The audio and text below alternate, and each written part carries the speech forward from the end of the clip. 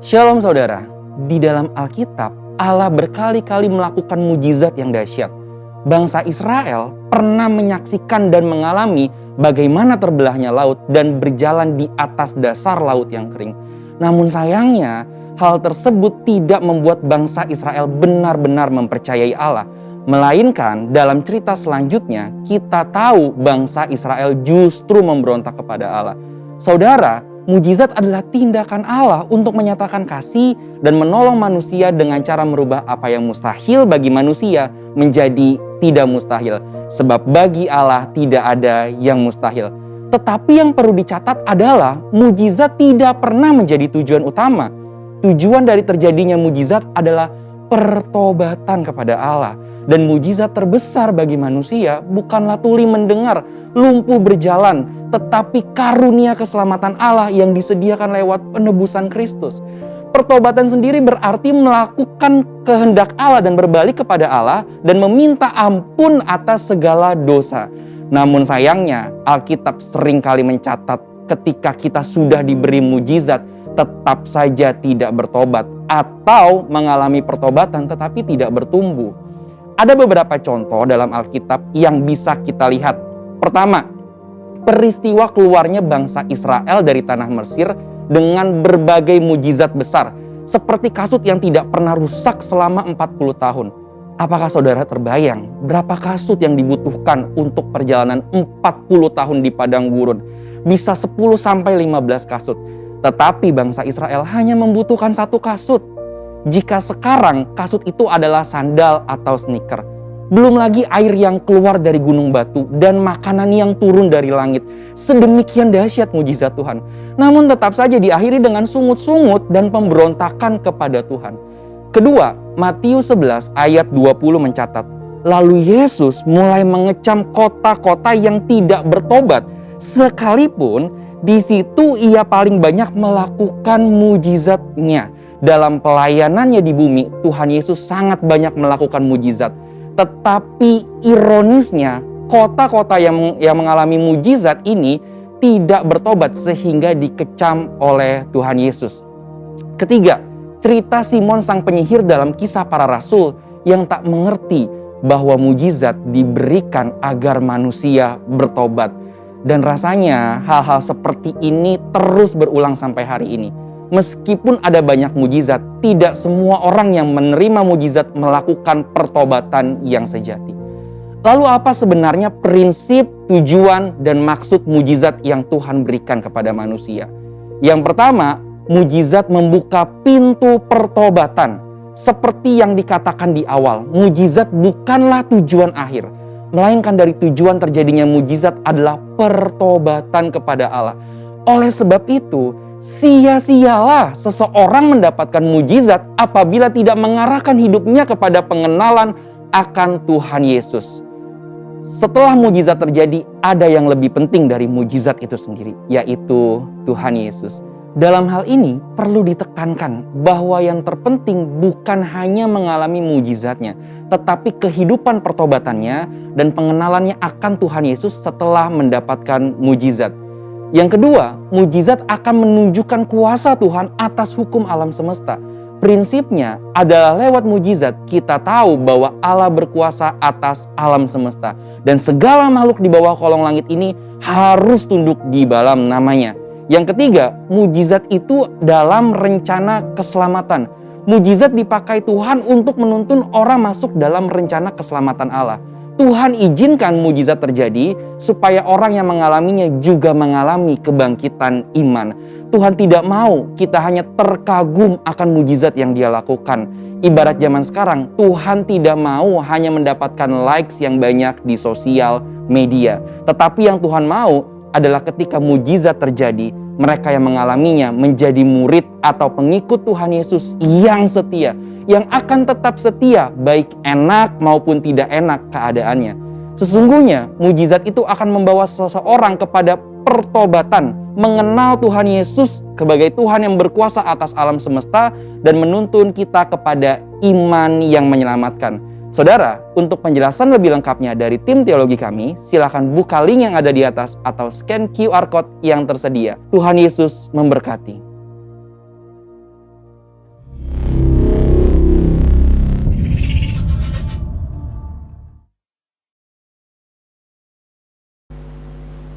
Shalom, saudara yang dikasihi Tuhan. Shalom. Selamat pagi. Pagi. Bagaimana kabarnya pagi hari ini? Biasa. Puji Tuhan. Sebelum kita membaca Mazmur, mari kita bangkit berdiri untuk mendeklarasikan Mazmur 91. Dalam lindungan Allah, orang yang duduk dalam lindungan yang maha tinggi dan bermalam dalam naungan yang maha kuasa akan berkata kepada Tuhan tempat perlindunganku dan kubu pertahananku, Allahku yang ku percayai. Sungguh dialah yang akan melepaskan engkau dari jerat penangkap burung, dari penyakit sampar yang busuk. Dengan kepaknya ia akan menudungi engkau, di bawah sayapnya engkau akan berlindung. Kesetiaannya ialah perisai dan pagar tembok. Engkau tak usah takut terhadap kedahsyatan malam, terhadap panah yang terbang di waktu siang, terhadap penyakit sampar yang berjalan di dalam gelap, terhadap penyakit menular yang mengamuk di waktu petang. Walau 1000 orang rebah di sisimu dan 10.000 di sebelah kananmu, tetapi itu tidak akan menimpamu. Engkau hanya menontonnya dengan matamu sendiri dan melihat pembalasan terhadap orang-orang fasik. Sebab Tuhan ialah tempat perlindunganmu, yang maha tinggi telah kau buat tempat perteduhanmu. Malapetaka tidak akan menimpa kamu dan tulah tidak akan mendekat kepada kemahmu. Sebab malaikat-malaikatnya akan diperintahkannya kepadamu untuk menjaga engkau di segala jalanmu. Mereka akan menentang engkau di atas tangannya supaya kakimu jangan terantuk kepada batu. Singa dan ular tedung akan kau langkahi, engkau akan menginjak anak singa dan ular naga.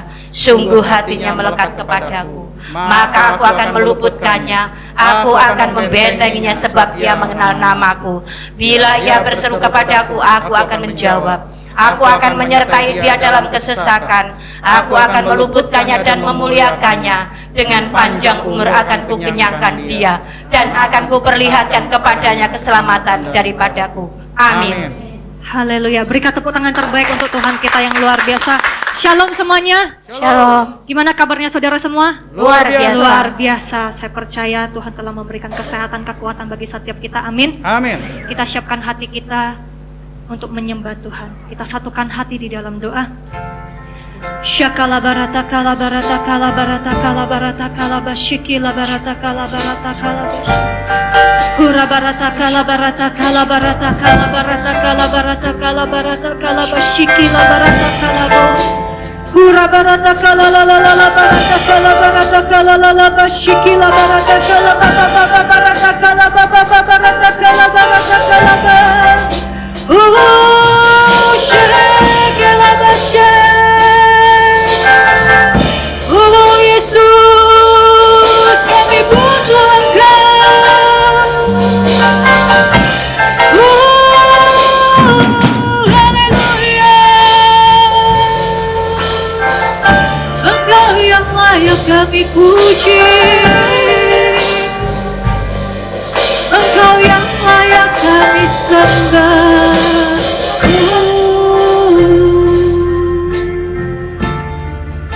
Terima kasih ya Bapa, Engkau mengundang kami Tuhan untuk datang Tuhan ke tempat ini Tuhan.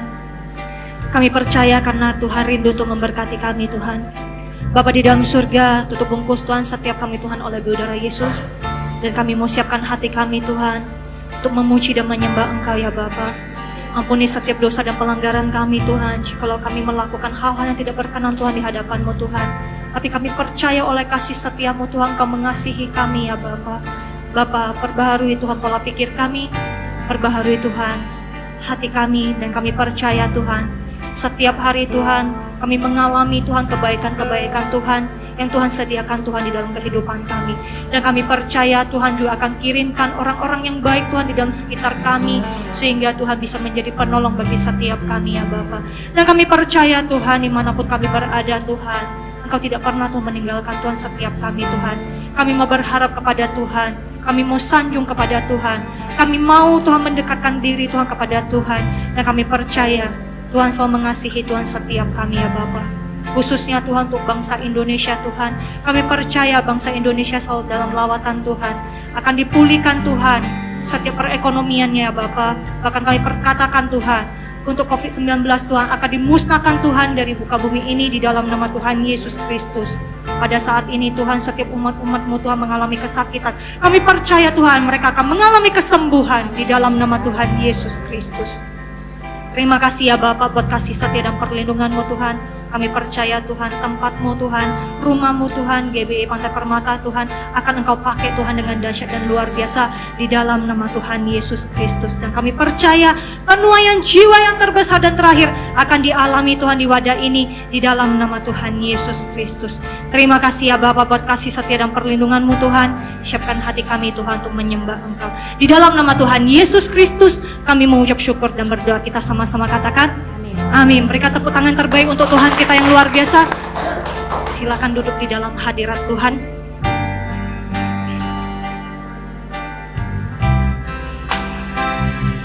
Ya Tuhanku, aku hendak bernyanyi bagi-Mu selama aku hidup.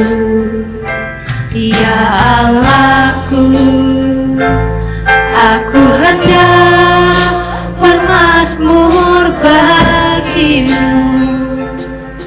selagi ku ada. Inilah yang ku renungkan setiap waktu. Nyanyi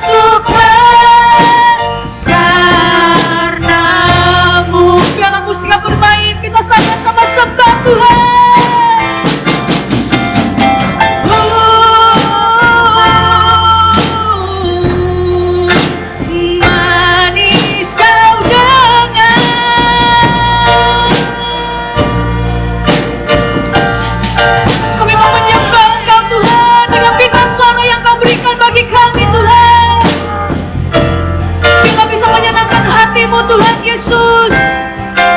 Dan kami percaya Tuhan pagi hari ini Tuhan ada lawatan Tuhan yang dahsyat di tengah-tengah kami. Ya Tuhan, kami butuh Engkau Tuhan Yesus. Ya Tuhan. Syakala barata kala barata kala barata kala barata kala basya. Burata kala barata kala la la la la la la la la la barata kala bu. Syakala la la la la la la la barata kala bu. Syakala la la la la barata kala basya. Oh Yesus Tuhan.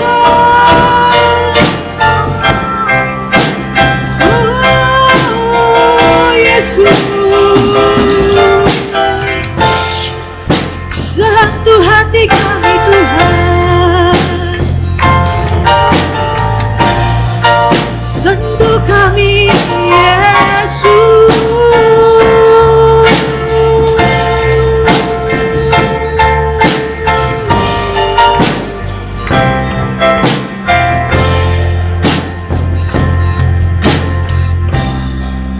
Inilah yang ku renungkan setiap waktu. Nyanyian pujian dan pengagungan kepadamu.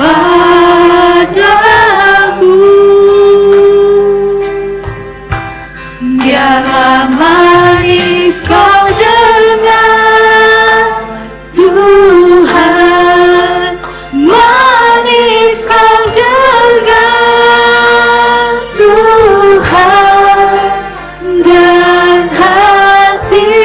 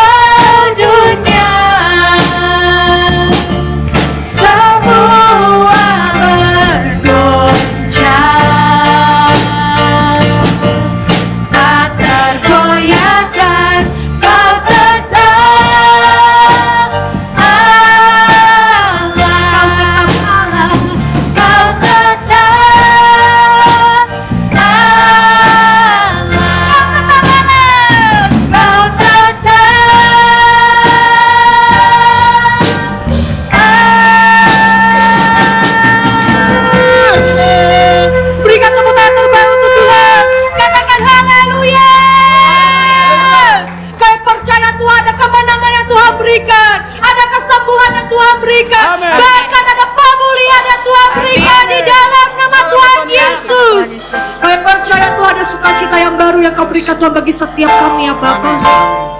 Kami percaya Tuhan ada lawatan yang terjadi Tuhan di tempat ini ya Bapa.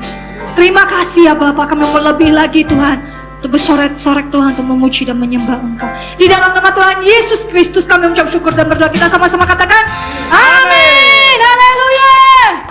Katakan sama kanan kiri, Engkau sungguh luar biasa. Engkau sungguh luar biasa. Haleluya.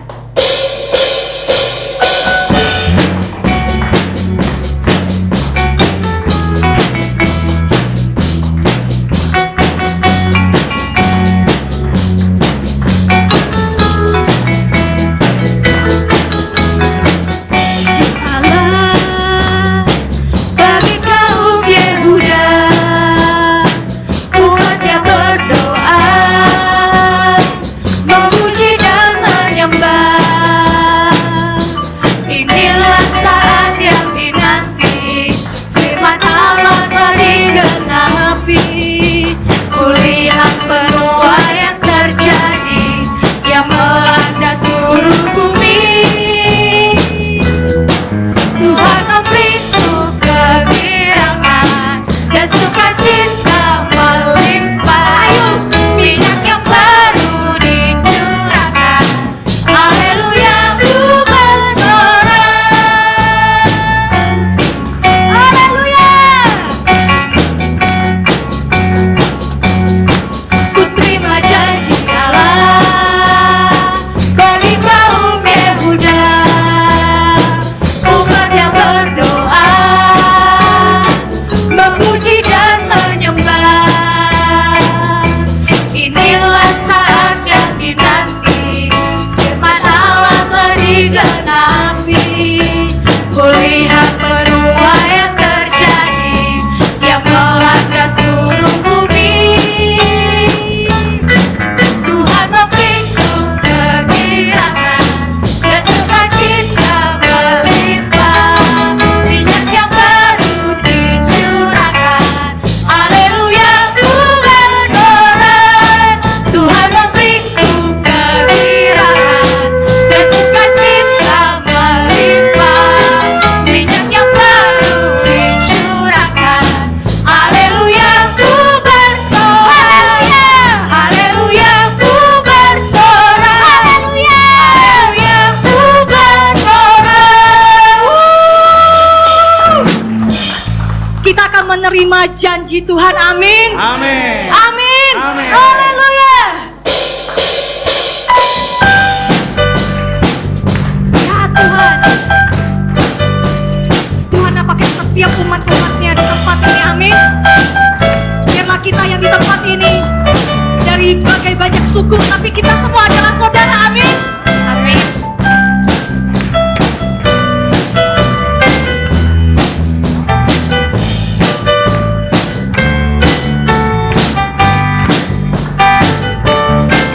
Saudara, dengarlah sangkakala membawa pembebasan bagi semua orang. Tidakkah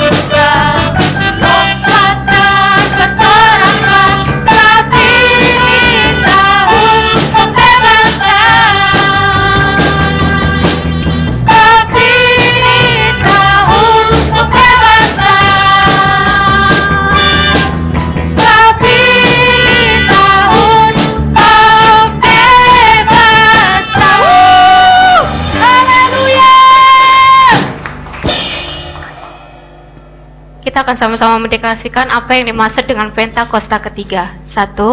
Pentakosta ketiga adalah pencurahan Roh Kudus yang dahsyat di zaman now, melebihi yang terjadi di Azusa Street. 2. Pentakosta ketiga akan mengakibatkan penuaian jiwa yang terbesar dan terakhir sebelum Tuhan Yesus datang kembali. 3. Pentakosta ketiga akan membangkitkan generasi Yeremia, yaitu anak-anak muda yang dipenuhi Roh Kudus, cinta mati-matian kepada Tuhan Yesus, tidak kompromi terhadap dosa, dan akan bergerak untuk memenangkan jiwa. 4. Pentakosta ketiga lahir di Indonesia dan bergerak ke bangsa-bangsa. Gerakan ini dari timur ke barat dan akan kembali ke Yerusalem. 5. Pentakosta ketiga akan memberikan kuasa untuk menyelesaikan amanat agung, dan setelah itu Tuhan Yesus datang kembali. Amin. Amin. Haleluya. Silakan duduk di dalam hadirat Tuhan. Ini waktunya kita akan memberi yang terbaik untuk pekerjaan Tuhan di tempat ini. Kita satukan hati di dalam doa. Terima kasih ya Bapa, Engkau telah memberkati kami Tuhan. Terima kasih Tuhan, Engkau telah memberikan kesehatan, bahkan keluarga besar yang baik Tuhan bagi kami, pekerjaan kami, bisnis usaha kami ya Bapa. Kami percaya perlindungan Tuhan selalu yang terbaik dan yang sempurna yang kami terima ya Bapa. Ini waktunya Tuhan kami akan memberi, biarlah setiap tangan-tangan yang akan memberi, Engkau kembalikan Tuhan 100 kali lipat Tuhan ke lumbung setiap anak-anak-Mu ya Bapa. Dan kami mau memberi Tuhan dengan sukacita berasal daripada Engkau. Di dalam nama Tuhan Yesus Kristus kami mengucap syukur dan berdoa. Haleluya. Amin.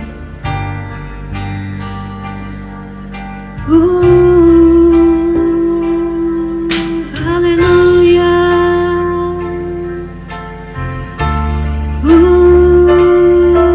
Terima kasih Tuhan. Haleluya.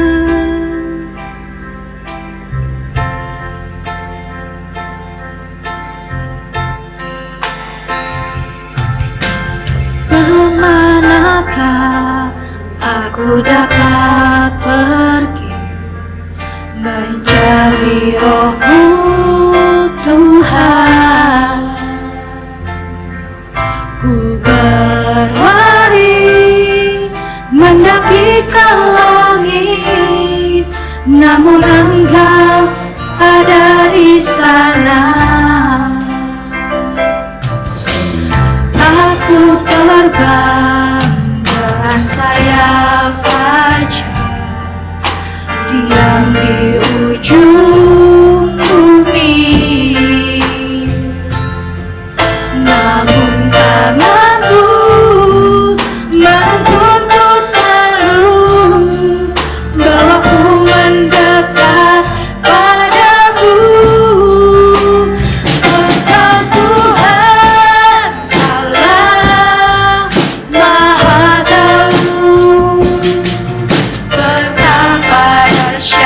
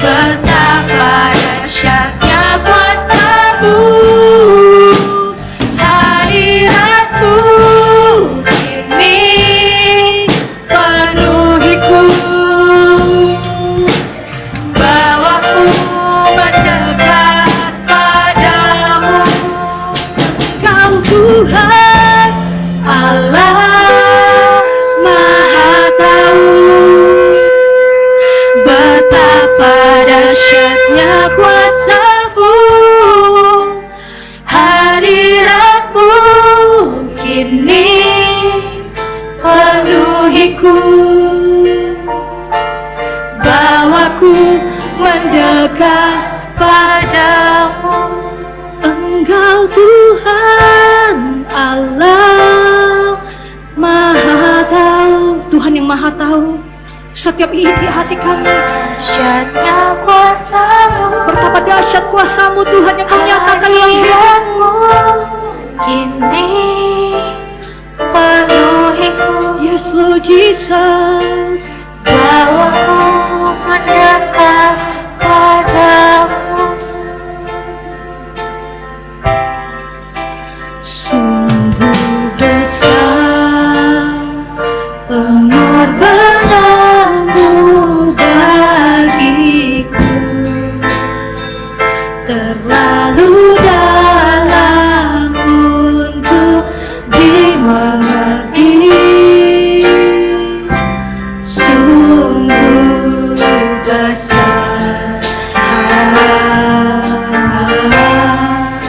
sungguh aja yang Kau pikirkan tentangku, tak terselami bagiku. Sungguh indah, sungguh besar, sungguh besar pengorbananmu bagiku, terlalu dalam untuk dimengerti. Sungguh besar, sungguh indah yang Kau pikirkan tentangku. Dalam hadirat Tuhan, kita mengundang kita semuanya untuk bangkit berdiri bersama-sama. Masih tetap di dalam hadirat Tuhan.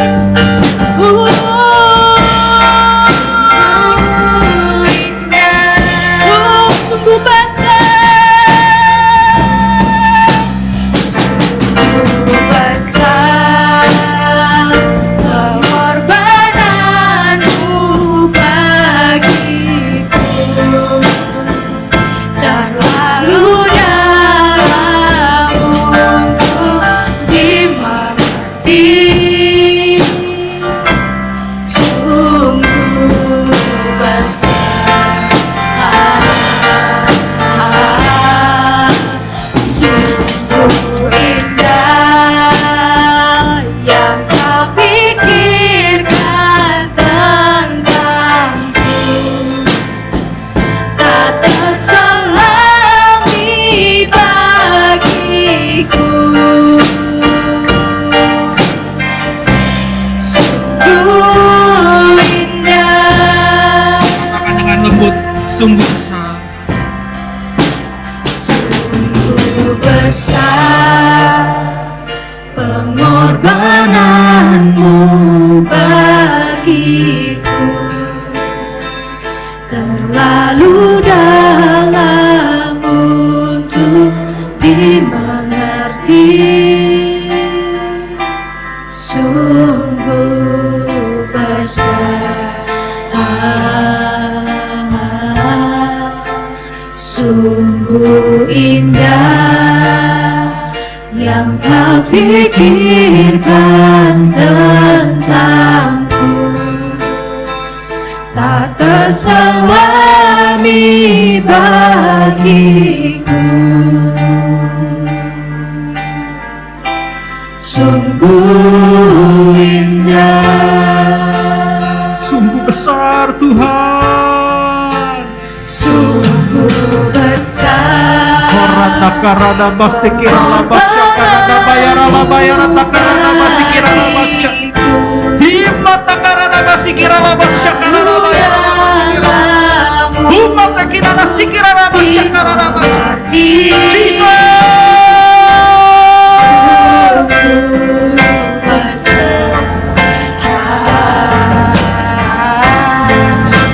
Sungguh indah, Terlalu indah Kau pikirkan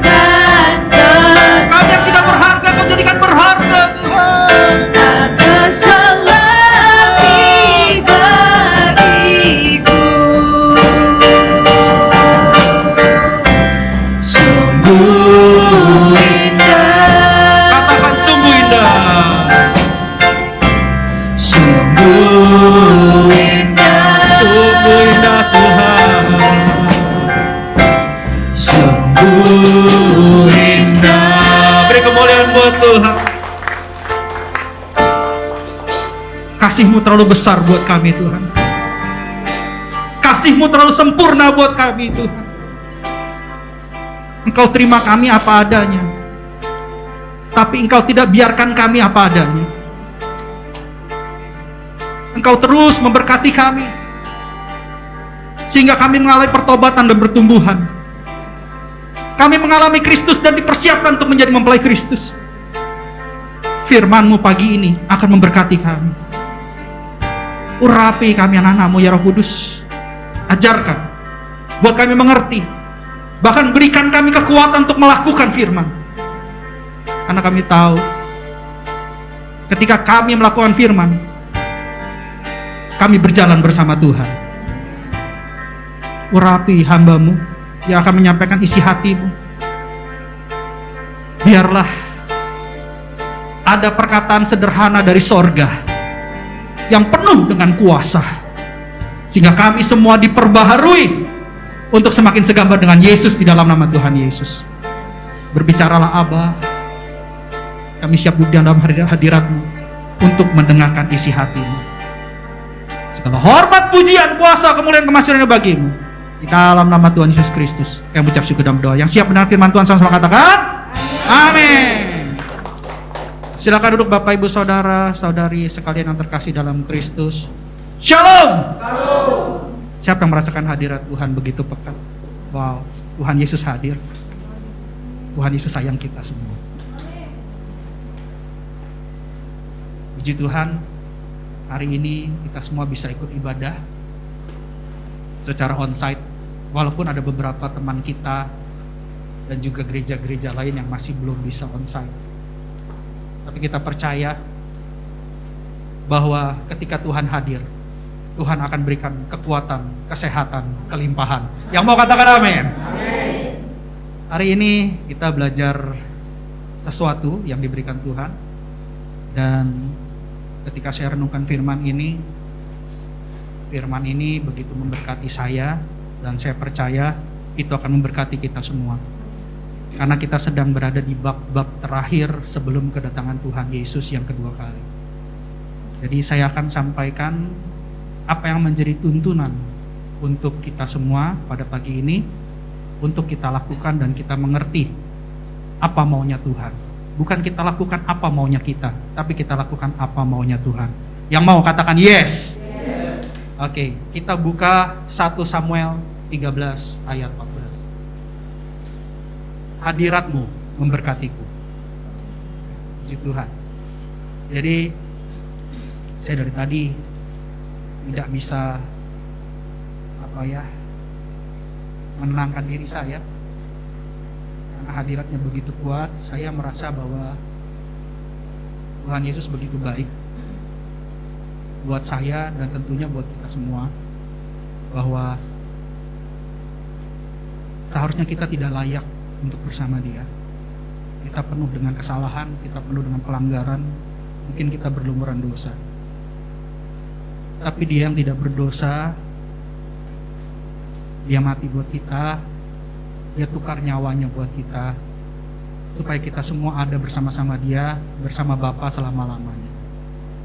Karena itu adalah penting kita mengerti tentang hadirat Tuhan, kita mengerti tentang kehadiran Tuhan, dan bagaimana Daud begitu berkenan di hadapan Tuhan.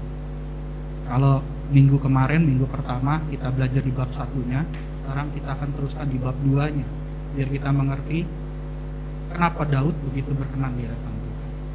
Samuel, hakim-hakim terakhir, berkata kepada Saul, raja pertama bangsa Israel. Dia katakan begini, tetapi sekarang kerajaanmu tidak akan tetap. Tuhan telah memilih seorang yang berkenan di hatinya, dan Tuhan telah menunjuk dia menjadi raja atas umatnya. Karena engkau tidak mengikuti apa yang diperintahkan Tuhan kepadamu. Kita tahu kisahnya, bahwa pada saat itu Daud diurapi oleh Samuel menjadi raja bangsa Israel. Sekalipun Saul pada saat itu masih menjabat sebagai raja pertama bangsa Israel, setelah bangsa Israel tidak mau diperintah oleh hakim-hakim lagi. Mereka ingin mempunyai satu orang raja. Tapi ternyata Saul tidak melakukan apa yang Tuhan mau, sehingga akhirnya Tuhan memilih Daud. seiring waktu terjadilah peperangan. Pada saat itu imamnya adalah Imam Eli, mempunyai anak namanya Hofni dan Pinehas. Nah, mereka keluarga ini tidak melakukan kehendak Tuhan. Mereka tahu kebenaran firman, mereka tahu hukum Taurat, mereka belajar hukum Taurat, tapi mereka tidak melakukan. Sehingga pada saat peperangan, tabut Allah itu direbut, dirampas oleh musuh. Pada saat itu bangsa Filistin. Dan Israel mengalami kekalahan yang besar. Singkat cerita, ketika tabut itu direbut oleh bangsa Filistin, gitu ya. Ternyata tabut itu mendatangkan penyakit bagi bangsa Filistin. Mereka punya borok-borok. Mereka dapat ulah penyakit. Sehingga akhirnya mereka memutuskan untuk mengembalikan tabut kepada bangsa Israel dengan cara yang unik. Caranya bagaimana? Caranya nanti kita akan lihat apa yang mereka lakukan. Yaitu kita buka 1 Samuel 6 ayat 7 dan 8. Kita lihat dulu caranya. 1 Samuel 6 ayat 7 dan 8. Oleh sebab itu ambillah dan siapkanlah sebuah kereta baru dengan 2 ekor lembu yang menyusui, yang belum pernah kena kuk. Pasanglah kedua lembu itu pada kereta, tetapi bawalah anak-anaknya kembali ke rumah supaya jangan mengikutinya lagi. Ayat 8. Kemudian ambillah tabut Tuhan, muatkanlah itu ke atas kereta, dan letakkanlah benda-benda emas yang harus kamu bayar kepadanya sebagai tebusan salah ke dalam suatu peti di sisinya, dan biarkanlah tabut itu pergi. Jadi mereka ambil kereta baru, mereka pasangkan 2 lembu betina yang sedang menyusui, lalu mereka taruh tabut Allah beserta tebusan salah, yaitu emas-emas yang dimasukkan dalam peti di samping tabut. Mereka punya cara begini. Lembu menyusui, dia tidak akan pergi dari anaknya. Karena lembu betina yang menyusui, dia akan kembali ke anaknya untuk menyusui anaknya. Jadi mereka pasangkan kereta baru kepada lembu itu dengan catatan begini. Kalau lembu itu mengarah ke bangsa Israel, berarti itu maunya Tuhan, tabut itu dikembalikan ke bangsa Israel. Tapi kalau lembu menyusui itu balik ke anaknya, berarti tulah yang menimpa bangsa Filistin itu hanyalah kebetulan, bukan hukuman. Tapi di dalam cerita ini, lembu itu ternyata meninggalkan anak-anaknya dan mengarah ke ladang Yosua. Di situ tempat tinggal orang-orang Bet Semes. Dan bahkan apa yang terjadi di ayat 19, 1 Samuel 6 ayat 19, ketika lembu itu sampai di ladang Yosua, ia berbesar Allah membunuh beberapa orang Bet Semes. Kenapa? Karena mereka melihat ke dalam tabut Tuhan. Ia membunuh 70 orang dari rakyat itu. Rakyat itu berkabung karena Tuhan telah menghajar mereka dengan dahsyatnya. Kok bisa, Kak? Lembu itu mengarah ke ladang Yosua, orang-orang Bet Semes banyak yang mati. Kenapa? Karena orang Bet Semes menggeser tutup pendamaian. Jadi tabut itu kotak, di dalamnya tertutup pendamaian, ada 2 malaikat kerubiam yang sedang menyembah. Mereka menggeser itu untuk melihat bagian dalamnya. Apa yang kita pelajari dari hal ini? Jangan pernah menggeser tutup pendamaian. Jangan pernah menggeser kasih karunia Tuhan. Jangan pernah menggeser pribadi Yesus dalam hidup kita.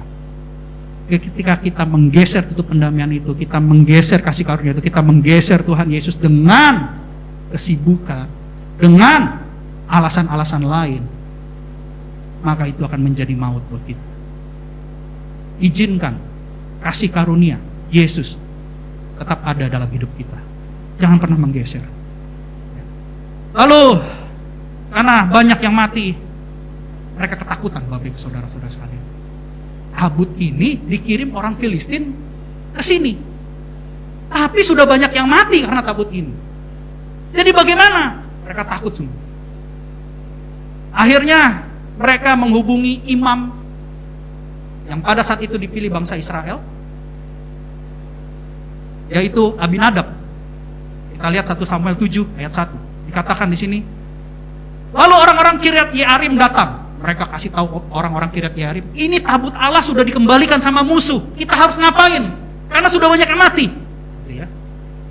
Lalu orang-orang Kiryat Yearim datang dan mereka mengangkut tabut Tuhan itu dan membawa ke dalam rumah Abinadab yang di atas bukit. Dan Eliezer anaknya mereka kuduskan untuk menjaga tabut Tuhan itu. Jadi mereka hubungi Kiryat Yearim ya, untuk mendatangkan Abinadab dan membawa ke rumah Abinadab, dan Eliezer ditahbiskan untuk menjaga tabut itu. Berapa lama tabut itu tinggal di Kiryat Yearim? Ayat 2. Sejak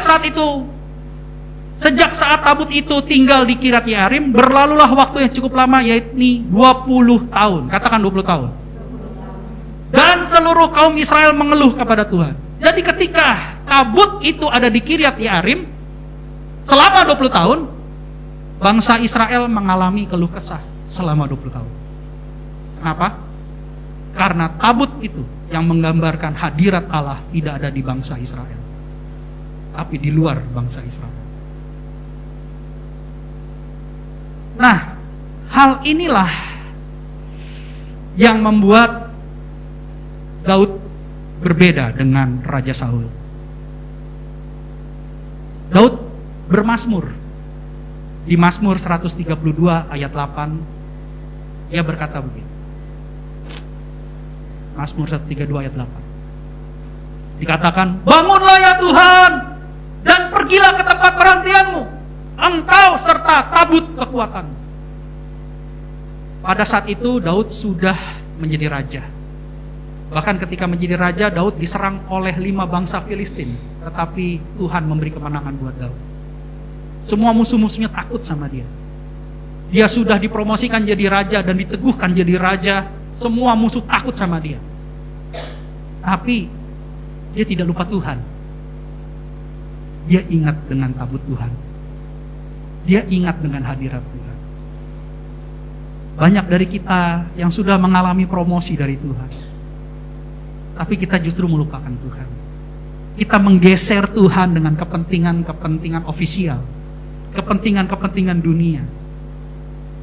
Lalu kita mulai perlahan tapi pasti menggantikan prioritas utama kita kepada Tuhan dengan pekerjaan-pekerjaan kita, dengan kesibukan kita.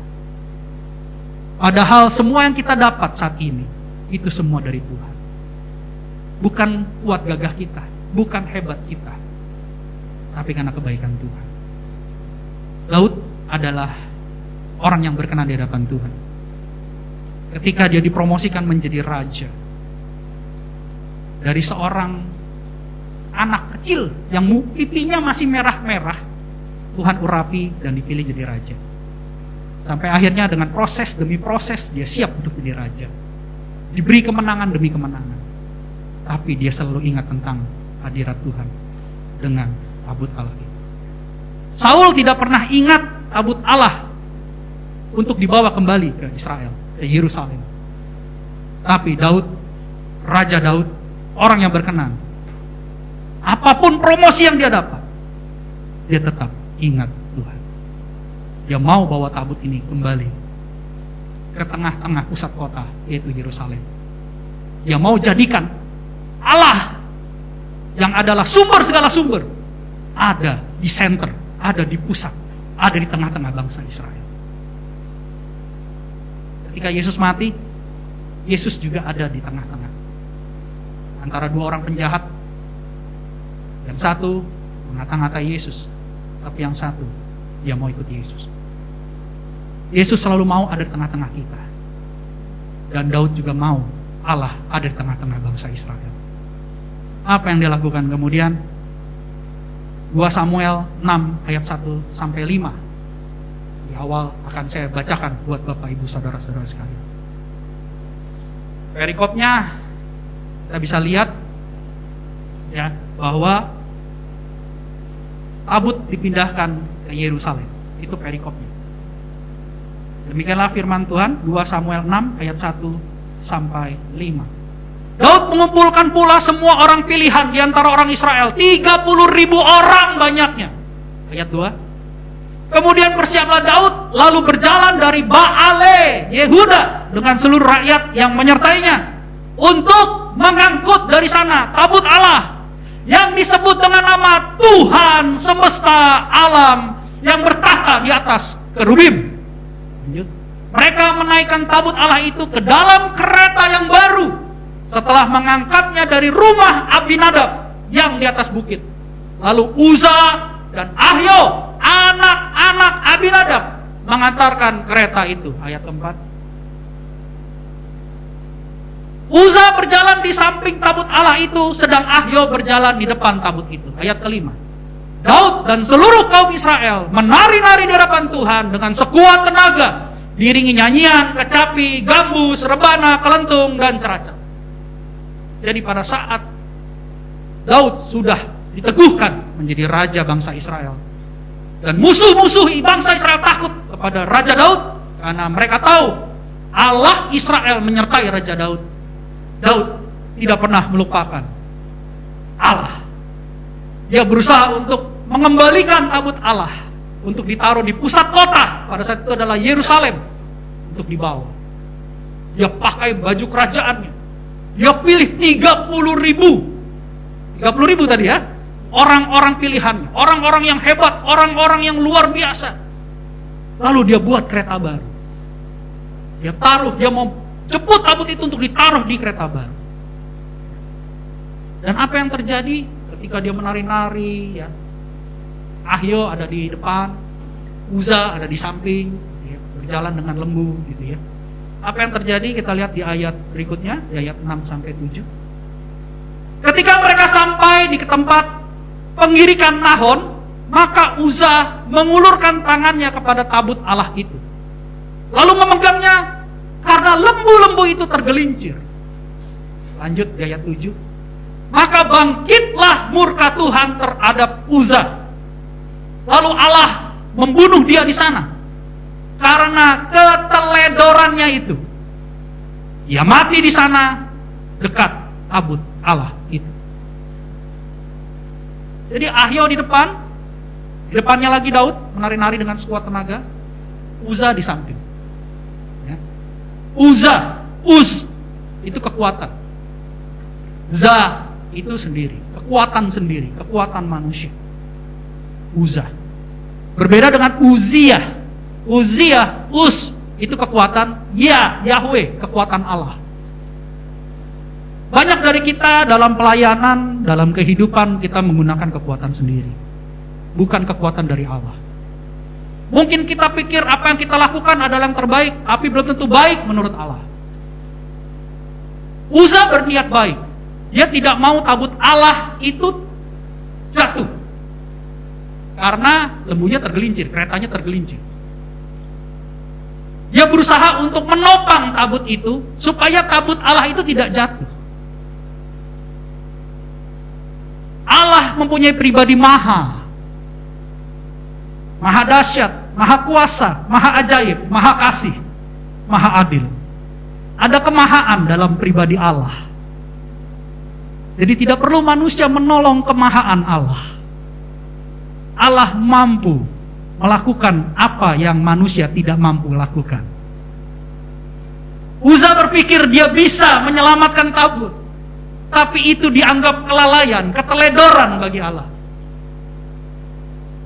Sehingga bukan hanya kasih Allah yang kalau kita pikirkan, tapi takutlah juga akan murka Allah. Murka Allah begitu dahsyat sehingga Uza pada saat itu disambar petir sampai mati. Ahyo yang di depan kaget. Ahyo, namanya Ahyo. Jangan terlalu tegang Bapak Ibu Saudara sekalian ya. Akhirnya kesambar petir dan mati tempat pada saat itu. Jadi dalam pembelajaran ini, jangan sampai kita menggunakan kekuatan sendiri. Apapun yang kita berikan kepada Tuhan, mungkin kita berpikir itu yang terbaik, tapi kita harus tanya Tuhan terlebih dahulu. Berjalanlah seturut kehendak Tuhan, bukan seturut kehendak kita. Sehingga setelah kejadian itu apa yang terjadi dengan Daud? Di ayat 8 dikatakan begini. Daud menjadi marah karena Tuhan telah menyambar Uza demikian hebatnya. Maka tempat itu disebut orang Peres Uza sampai sekarang. Ayat 9. Pada waktu itu Daud menjadi takut kepada Tuhan, lalu katanya, bagaimana tabut Tuhan itu dapat sampai kepadaku? Balik lagi ke ayat 8, kita akan analisa ayat ini. Karena ayat ini kalau tanpa kita analisa, kita bisa jadi salah paham. Perhatikan. Daud menjadi marah karena Tuhan telah menyambar Uza demikian hebatnya. Pertanyaan saya, Daud marah sama siapa? Daud marah sama Uza. Sama para pada Daud sendiri. Daud marah kepada dirinya sendiri. Lalu ada yang lain? Daud menjadi marah karena Tuhan telah menyambar Uza demikian hebatnya. Ada yang menggambarkan, ada yang menjabarkan, ada yang mengartikan. Daud marah sama Tuhan. Tapi sebenarnya Daud bukan marah sama Tuhan. Daud marah terhadap Uza, Daud marah terhadap bangsa Israel, Daud juga marah terhadap dirinya sendiri. Kenapa?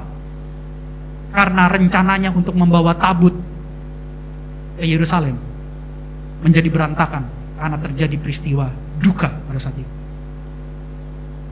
Keinginan, kerinduan Daud membawa tabut Allah ke Yerusalem menjadi gagal karena kejadian itu.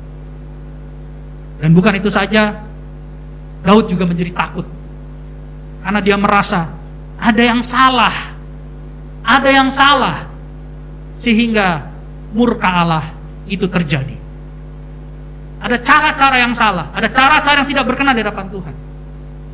Itu adalah pribadi Daud.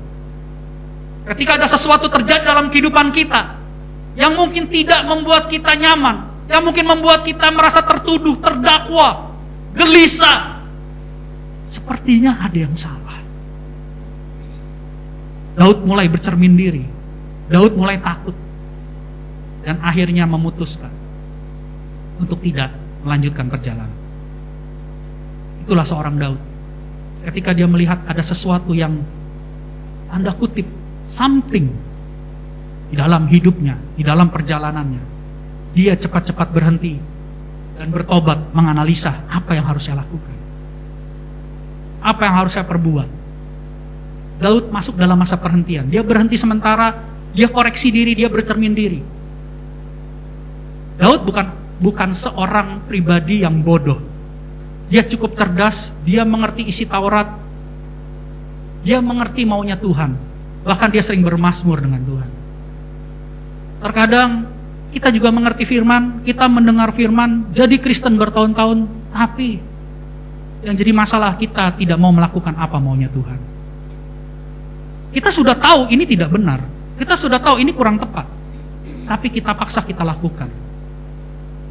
Tapi Daud bukan manusia yang keras hati.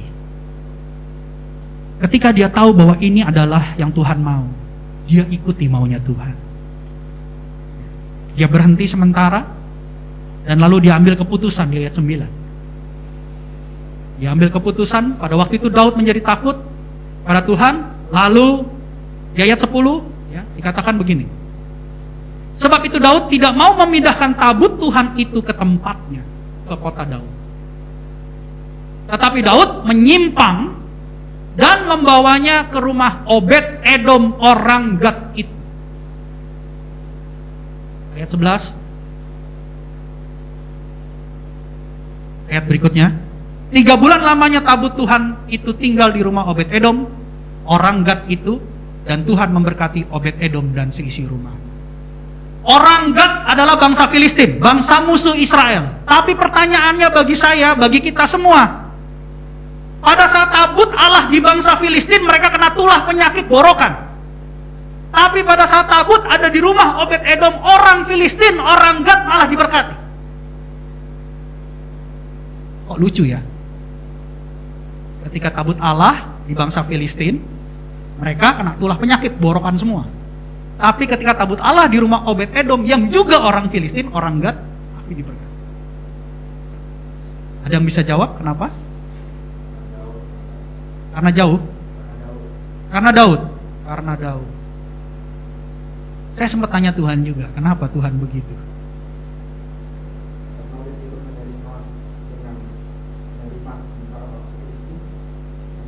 Yes. That's good question. Good answer. Good question and good answer. Jadi tabut Allah di bangsa Filistin menjadi tulah karena mereka merampas tabut Allah itu dari bangsa Israel. Sedangkan Obed Edom ini dititipkan, bukan merampas. Kenapa dititipkan? Bukan ke bangsa Israel. Karena bangsa Israel pada saat itu takut. Takut binasa, takut salah. Mereka sudah melihat banyak bangsa Israel yang mati karena itu. Mereka takut. Jadi mereka akhirnya, ya sudah, tabut Allah ini dititipkan aja ke Obed Edom. Obed itu artinya hamba. Namanya siapa? Namanya bukan Obed. Obed itu namanya artinya hamba. Sampai sekarang namanya tidak tahu, tapi hanya dikatakan hambanya Edom. Edom adalah tuannya. Obed Edom berarti hamba Edom. Nama orang ini kita masih belum tahu sampai hari ini. Ini hambanya Edom. Dan ini orang Filistin. Jadi bangsa Israel mungkin pada saat itu berpikir, kalau memang terjadi kebinasaan, terjadi murka Tuhan, biarlah murka Tuhan itu terjadi di musuh kita aja, bukan bangsa Israel. Tapi ternyata diberkati Bapak Ibu saudara-saudara sekalian. Orang Filistin, orang yang gak ngerti tata caranya, hukum-hukumnya, dia dititipkan. Tapi saya percaya pada saat dititipkan, Obed Edom sangat berhati-hati karena dia sudah mendengar berita, kalau kamu salah, binasa. Dia berusaha untuk mencari tahu. Dan Tuhan memberkati Obed Edom, bahkan bukan hanya memberkati Obed Edom. Dikatakan di sini, dan seisi rumahnya. Katakan seisi rumahnya. Satu orang diselamatkan, seisi rumah akan diselamatkan. Ini janji Tuhan. Apa yang terjadi selanjutnya di ayat 12?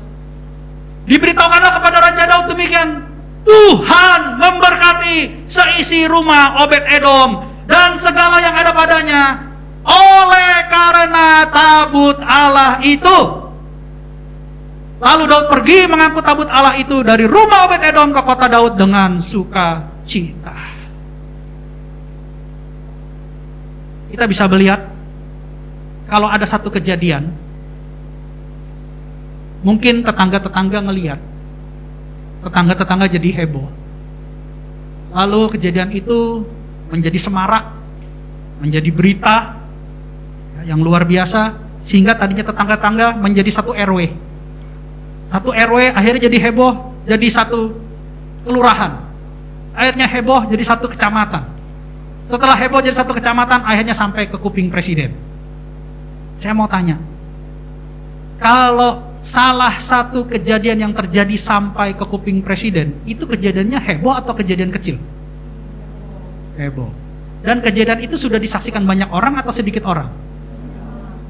Berarti kalau Obed Edom diberkati, itu diberkati tanda kutip, diberkati sebatas diberkati, atau diberkati berlimpah-limpah, sehingga seorang melihat, orang-orang banyak melihat bahwa itu berkatnya melimpah dan itu dari tabut Allah itu. Pastinya berlimpah-limpah. Berkat yang dari Allah itu bukan berkat sebatas kemampuan dunia,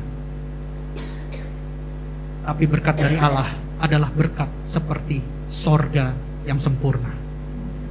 Berkatnya sempurna, bukan hanya berkat keuangan, berkat kesehatan, berkat damai sejahtera, berkat kecerdasan, berkat hikmat, berkat berhasil dan beruntung serta kemenangan demi kemenangan. Itu berkatnya sorga Bapak Ibu. Dan ini sampai ke telinga Daud. Karena apa? Tabut Allah yang melambangkan hadirat Tuhan. Hadirkan hadirat Tuhan dalam hidup kita. Hadirkan hadirat Tuhan dalam keluarga kita. Hadirkan hadirat Tuhan dalam tempat kerja kita. Maka percayalah, berkat sorga akan mengalir di mana hadirat Tuhan ada di situ. Ini penting Bapak Ibu saudara-saudari sekalian. Jangan hanya pintar mengatakan firman, tapi tidak melakukan firman. Jadilah pelaku firman, jadilah teladan firman. Berkati yang lain dengan teladan kita. Ceritakan Kristus dengan tingkah laku kita. Bukan hanya ceritakan Kristus dengan mulut kita. Biarlah Tuhan Yesus yang ada dalam diri kita terlihat buat banyak jiwa-jiwa yang masih belum diselamatkan. hadirat Tuhan dan membuat Daud pergi untuk mengangkut tabut Allah itu. Dan selama 3 bulan tabut Allah di rumah Obed-Edom, saya percaya Daud belajar.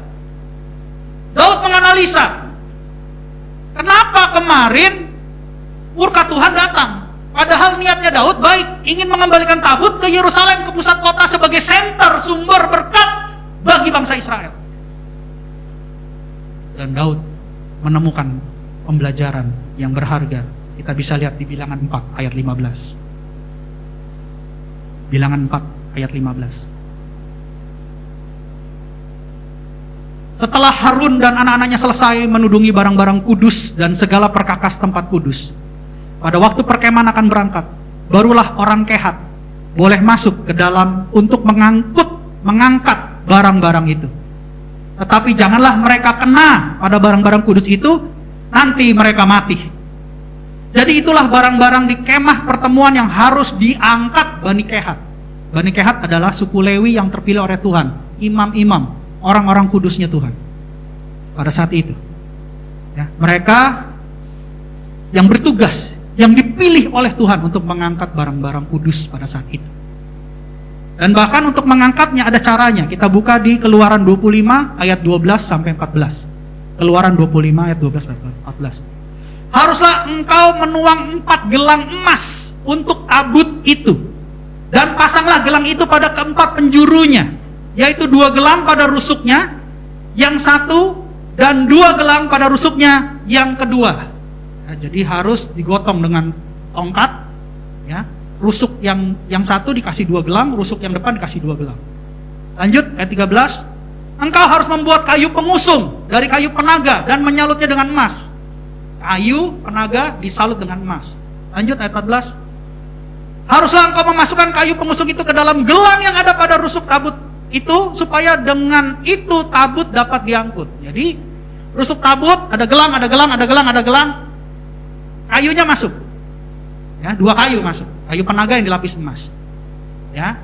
Lalu di ayat 15 dikatakan, kayu pengusung itu harus tetap tinggal dalam gelang itu, tidak boleh dicabut dari dalamnya. Jadi selama kemah itu berhenti, Tuhan bilang bangsa Israel, berhenti, jangan berjalan. Kayunya masih di situ. Ketika Tuhan bilang tabut tiang awan, tiang api, Tuhan bilang, ayo jalan. Mereka jalan. Dan tidak boleh pakai kereta. Harus dipikul, ya. Harus dipikul oleh orang Lewi. Ini artinya apa? Ini kan hadirat Tuhan. Orang Lewi harus pikul. Itu ada maknanya. Artinya kita selalu tinggikan nama Tuhan. Dia harus pikul. Daud melakukan dengan kereta baru, mengikuti cara musuh. Oh, pakai kereta. Ternyata Tuhan gak berkenan. Jadi selama 3 bulan perhentian, Daud berusaha mencari apa maunya Tuhan. Karena dia sudah tahu, ada satu yang membuat Tuhan murka. Jadi kalau dalam hidup kita ada sesuatu, tanya sama Tuhan, Tuhan ampuni hambamu, apa yang perlu hamba perbaharui? Apa yang perlu hamba lakukan untuk menyenangkan hatimu? Jangan berkeras hati Bapak Ibu Saudara. Sudah tidak zamannya lagi karena Tuhan Yesus sudah mau datang. Lakukan apa yang menyenangkan Tuhan. Kalau kita sudah tahu, kita sudah mengerti, jangan pura-pura tidak mengerti. Lakukan. Dan percayalah, ketika kita melakukannya, maka hadirat Tuhan akan memenuhi kita semua. Ada hal-hal baru yang kita dapat. Ada porsi-porsi baru yang akan ditambahkan. Amin. Ya, kita lanjut. Tadi di 2 Samuel 6 ayat 13 sampai 15. Nah, kita lanjut 2 Samuel 6 ayat 13.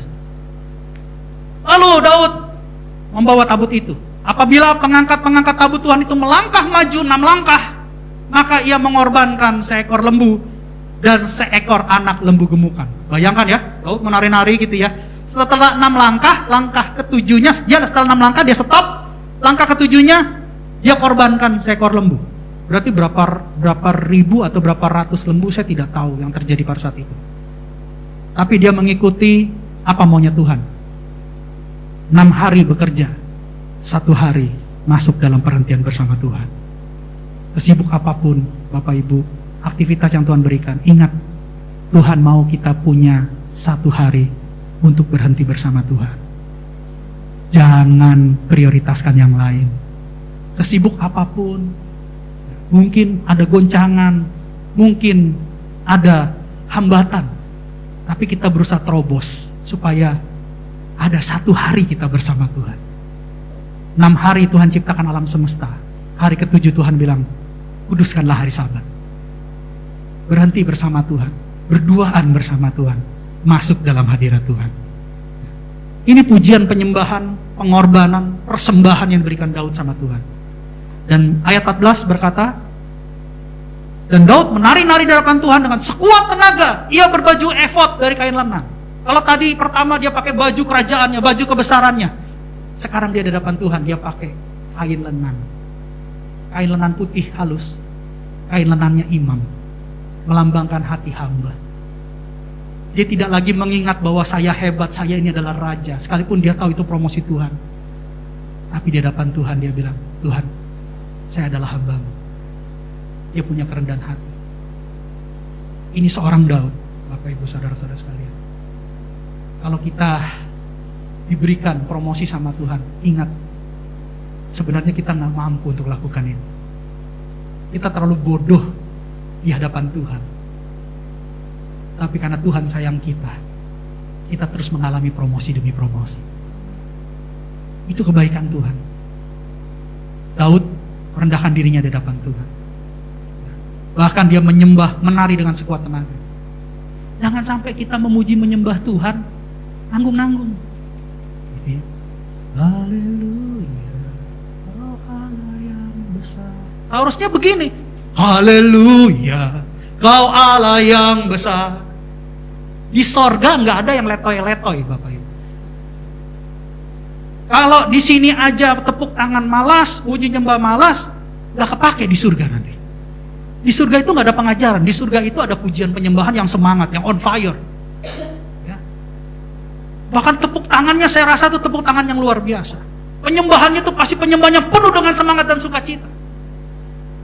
Jadi kalau kita yang sudah dipilih Tuhan menjadi warga negara kerajaan surga, kita harus mulai belajar sebelum kita ke surga. Yang mau katakan amin? Harus semangat, katakan kiri kanan, kalau nyembah semangat. Ya, harus semangat. Sama seperti Daud. Lanjut di ayat 15. Ayat 15. Daud dan seluruh orang Israel mengangkut tabut Tuhan itu dengan diiringi sorak dan bunyi sangkakala. Akhirnya tabut Allah berhasil dibawa ke Yerusalem. Tapi yang menarik bagi saya, bagaimana nasib daripada Obed-Edom. Selama 3 bulan, dia bukan bangsa Israel, dia bangsa musuh. Tapi dia mengalami kebaikan Allahnya Israel. Bagaimana dengan nasib dia? Apa yang dia lakukan selanjutnya setelah tabut itu dipindahkan dari rumah dia kembali ke Yerusalem sebagai pusat bangsa Israel. Selama 3 bulan dia sudah mengalami kebaikan Allah. Selama 3 bulan dia sudah mengalami berkat-berkat Allah. Dan dia tidak bisa melawan otoritas Allah melalui pemerintahan, melalui raja yang sudah dipilih, yaitu Raja Daud. Ketika Raja Daud bilang, ambil dari rumah itu, kembalikan ke Yerusalem. Dia tidak bisa bilang, Raja izinkan tetap di rumah saya. Dia tidak punya otoritas untuk itu. Tapi dia pernah merasakan kebaikan Allah. Apa yang dia lakukan setelah itu? Apa yang dia putuskan setelah mengalami Kristus, setelah mengalami kebaikan Allah, setelah mengalami kasih, setelah mengalami berkat, setelah mengalami kemurahan demi kemurahan? Kita lihat di 1 Tawarik 15 ayat 24. 1 Tawarik 15 ayat 24. Dan sebanya Yosafat, Netaneel, Amasai, Zakaria, Benaya, dan Eliezer, yakni imam-imam itu, meniup nafiri di hadapan tabut Allah. Sedang Obed-Edom dan Yehia adalah penunggu pintu pada tabut itu. Dia sudah merasakan kebaikan Tuhan. Dia sudah merasakan berkat Tuhan. Tapi Obed-Edom tidak mau jauh dari Tuhan. Dia tetap menjaga pintu. di mana tabut tersimpan di dalamnya. Bagaimana dengan kita yang merasakan kebaikan Tuhan, mengalami Kristus? Wow, mujizat terjadi, Pak. Tapi pertanyaannya, apakah ada pertobatan melalui mujizat itu sesuai dengan VOP tadi? Saya tidak menyangka bahwa Voice of Pentecost itu searah dengan firman pada hari ini. Dan saya percaya firman ini hidup untuk mengingatkan setiap kita. Tujuan kita ikut Tuhan Yesus adalah untuk keselamatan. Kalau mujizat itu adalah bonus dan mengarahkan kita kepada pertobatan yang nantinya berujung pada keselamatan. Jangan sampai kita mengalami kebaikan tapi kita lupakan Tuhan. Jangan sampai kita mengalami kemurahan Tuhan, kita diberkati, kesehatan diberkati, keluarga diberkati, keuangan diberkati, lalu meninggalkan Tuhan. Bahkan menggantikan prioritas utama hidup kita untuk Tuhan dengan prioritas yang lain. Ya. Belajar dari Obed-Edom yang bukan bangsa Israel. Dia bangsa musuh. Dia bangsa musuh. Sekali lagi saya katakan, dia bangsa musuh. Tetapi ketika dia merasakan kemurahan Allah, dia tidak mau terpisah dari Allah.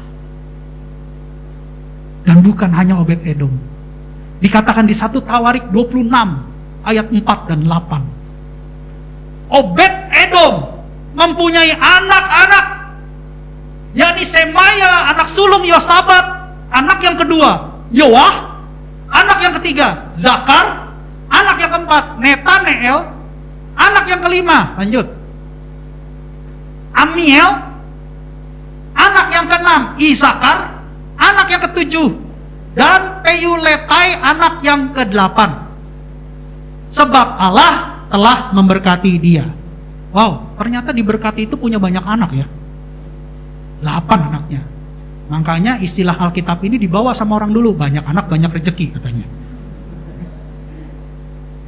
Lanjut di ayat 6, anaknya 8, bagi Semaya anak Obed-Edom itu lahir anak-anak cucu. Ya, tadi anak, sekarang cucu. Mereka memegang pemerintahan di antara puak mereka. Sebab mereka itu adalah pahlawan-pahlawan yang gagah perkasa. Anak-anak Obed-Edom diberkati gak? Cucunya diberkati gak? Lanjut ayat 7. Anak-anak Semaya, ini cucunya lagi, ialah Otni, Refael, Obed, dan Elizabeth, serta saudara-saudaranya yakni Elihu dan Semakia, orang-orang gagah perkasa.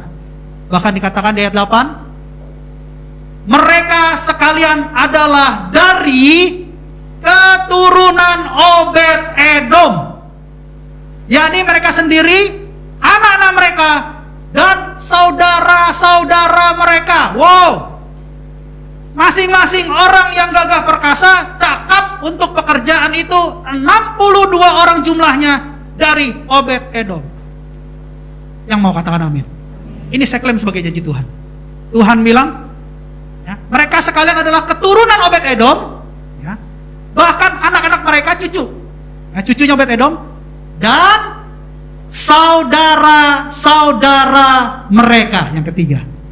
Berarti Obed-Edom keluarga serta keluarga besar. Yang setuju katakan yes. Semuanya diberkati. Amin. Beri kemuliaan buat Tuhan. Pemusik saya undang untuk maju ke depan. Daud mengerti bahwa karena Tuhanlah dia mengalami promosi demi promosi. Karena Tuhanlah, sekalipun dia pernah jatuh dalam dosa, tapi Tuhan Allah mengasihi dia, masih menerima dia, bahkan tidak pernah meninggalkan Daud. Kisah Daud adalah kisah di zaman perjanjian lama, di mana Yesus belum hadir pada saat itu. Bagaimana dengan kita yang sudah mengenal Yesus, mendengar cerita tentang Yesus, bahkan mengerti bahwa Yesus mati untuk kita? Kita tahu keselamatan hanya dalam Yesus.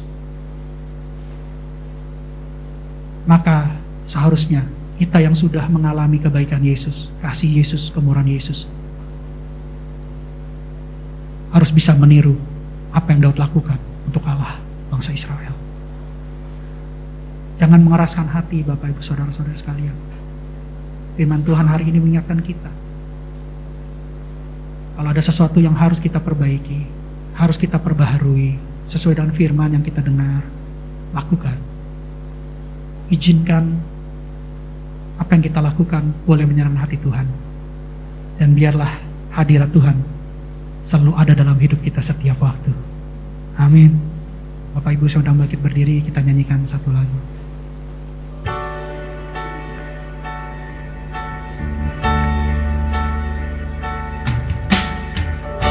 Hadir di bait kudusnya, saat umat mencari wajahnya, berseru berdoa, sujud menyembah, menikmati kehadirannya. Tuhan mau dekat dengan umatnya,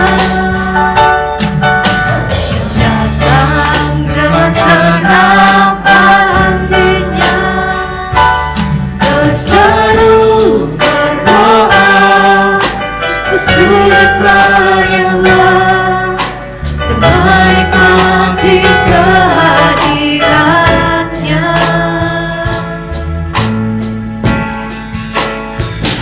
Hadiratmu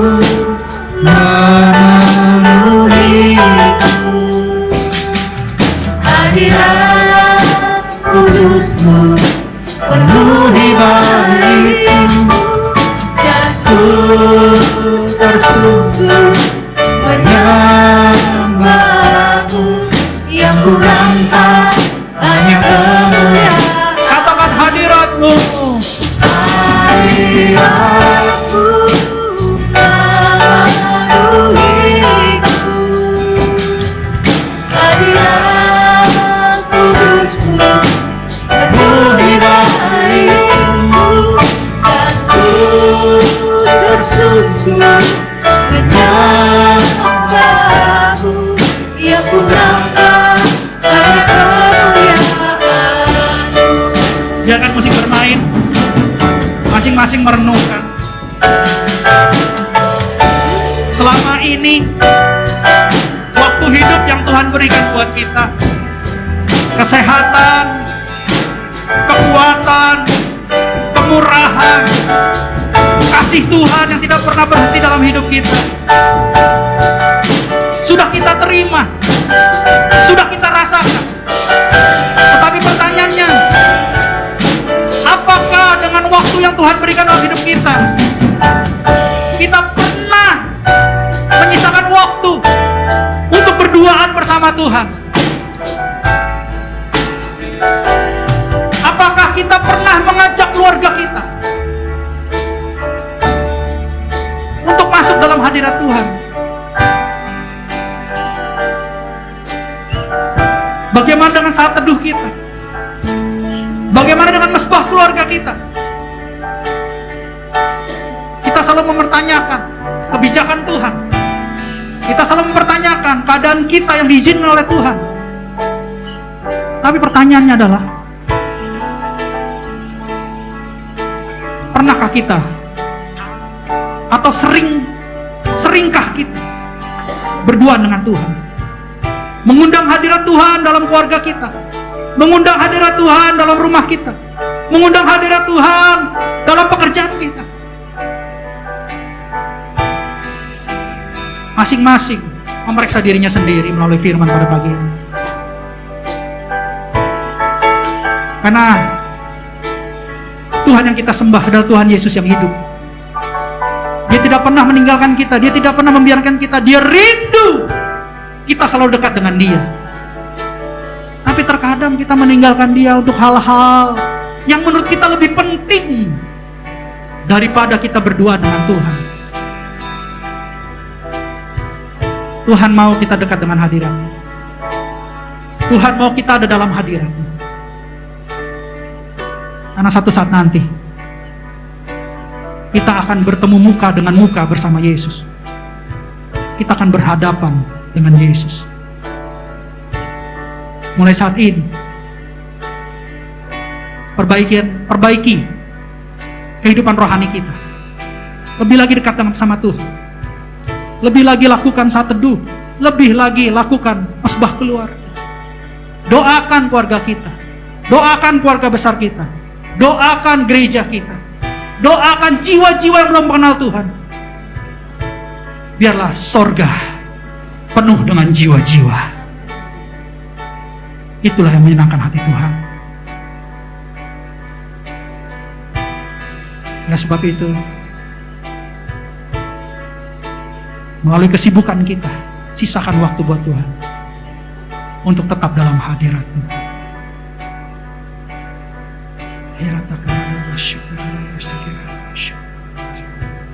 Katakan hadirat-Mu.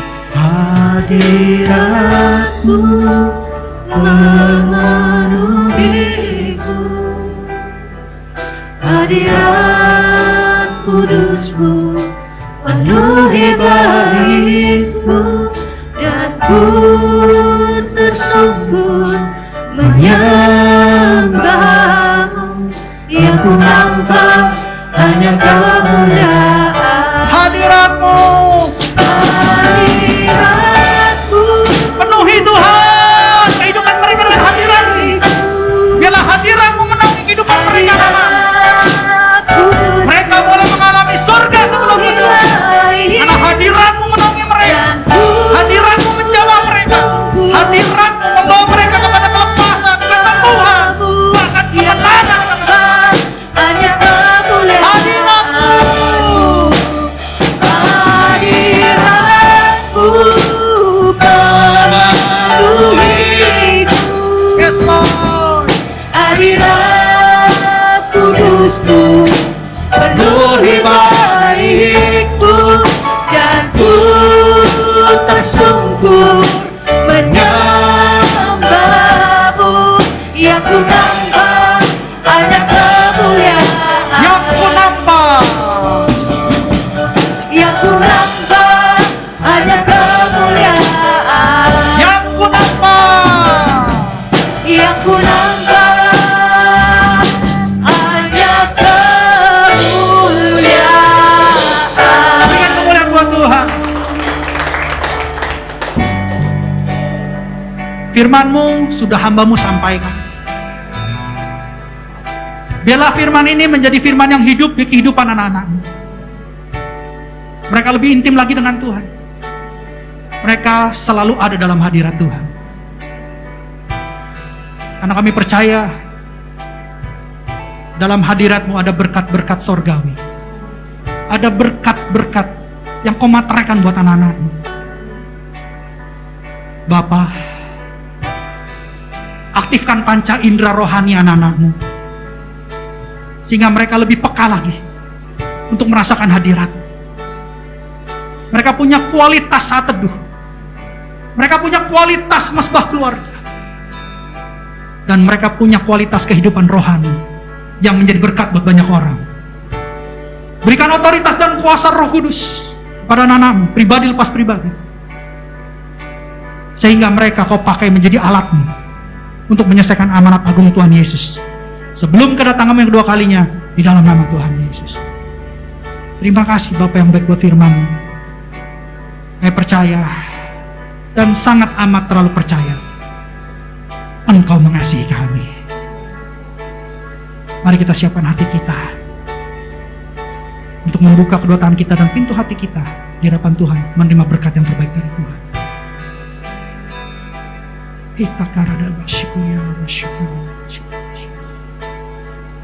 Kekasih-kekasih Kristus, sama seperti Engkau membuka kedua tanganmu dan pintu hatimu di hadapan Tuhan, pintu surga terbuka di hadapan.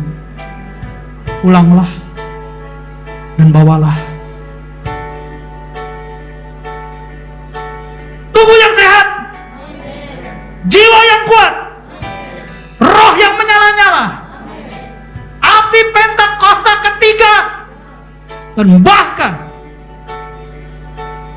kuasa dan Roh Kudus untuk menjadi saksi yang hidup bagi hormat dan kemuliaan Tuhan. Terimalah berkat Abraham, Ishak, dan Yakub, bahkan pengudusan serta keselamatan dan shalom dari Allah Bapa kita di surga, oleh Tuhan kita Yesus Kristus, dan persekutuan yang manis bersama dengan Roh Kudus mulai saat ini sampai Tuhan Yesus menjemput kita semua di awan-awan yang permai. Sebagai orang percaya yang sudah menimbulkan Tuhan, sama-sama kita katakan amin. Selamat hari Minggu, Tuhan Yesus memberkati.